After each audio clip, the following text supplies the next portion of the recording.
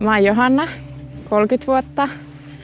Mä oon kosmetologiyrittäjä ja asun Viitasaarella. Me ollaan Porttaanin laiturilla. Ja tää on sellainen paikka, missä mä tosi paljon tykkään kesällä istua ja hengailla.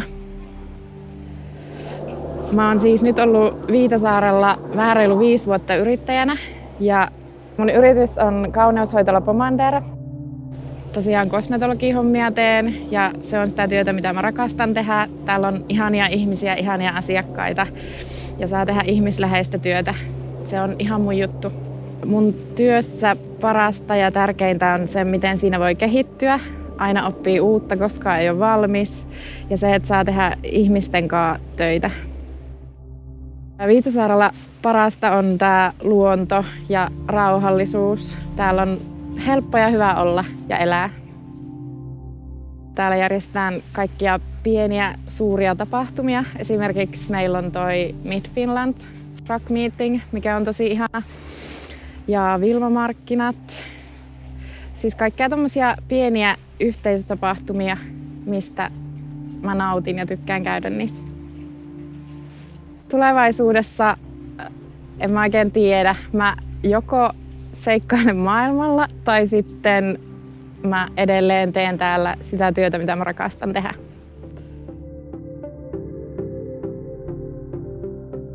Moi, mä oon Vertti, 15-vuotias ja asun Viitasaarella. Harrastan tällaista trampoliinilla pomppimista ja teen siitä videoita Instagramiin.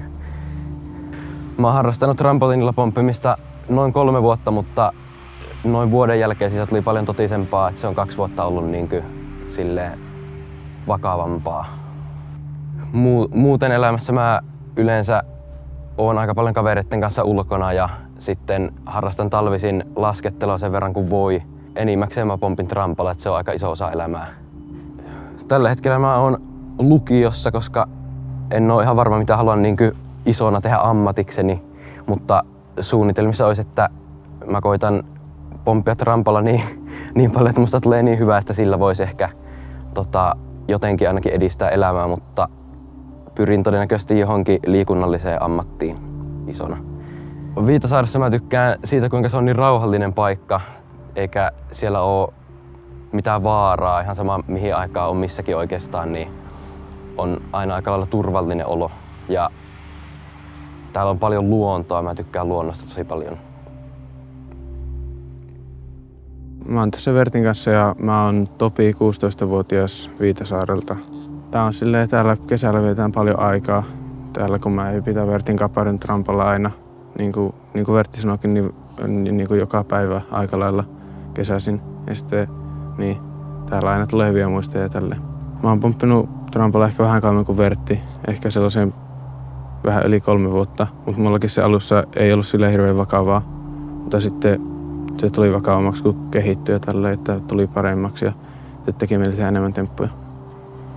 Nämä temput silleen me jaetaan Instagramiin ja välillä YouTubeen tehdä videoita ja sitten sitä kautta tulee uusia kavereita ja tutustuu uusiin ihmisiin.